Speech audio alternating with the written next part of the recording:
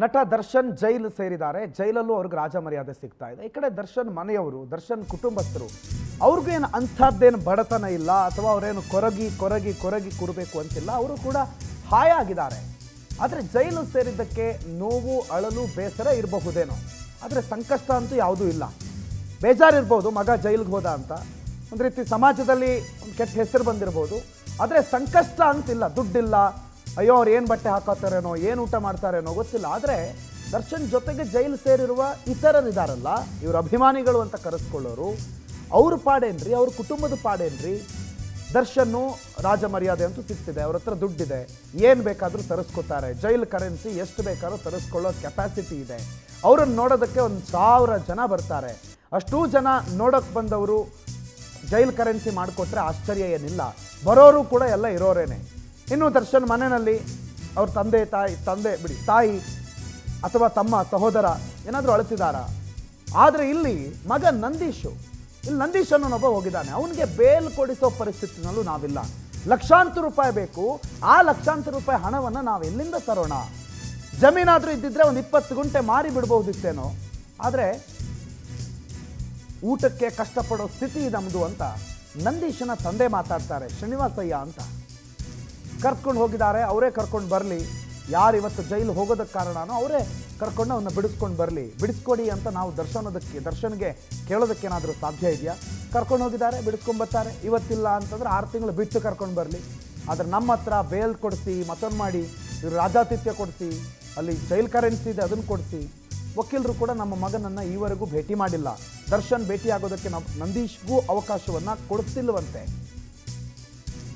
ಅಂತ ನಂದೀಶ್ ತಂದೆ ಶ್ರೀನಿವಾಸಯ್ಯ ಅಳಲನ್ನು ತೋಡ್ಕೊಂಡಿದ್ದಾರೆ.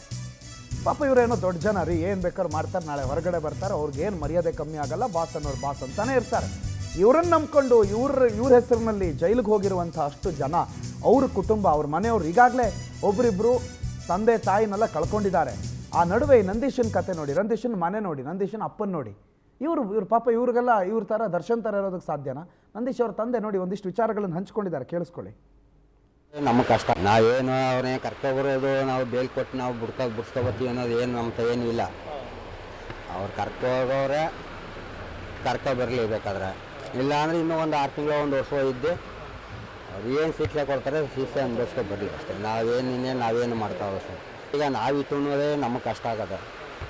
ಈಗ ಅದರೊಳಕ್ಕೆ ನಾವು ಇವ್ರ ಸಾಲ ಮಾಡಿ ಏನೋ ಒಂದು 5,000 10,000 ತಗೋ ಊಟ ಕೊಟ್ಬಿಟ್ಟು ಬಿಡ್ಸ್ಕೊಬರುತ್ತೆ.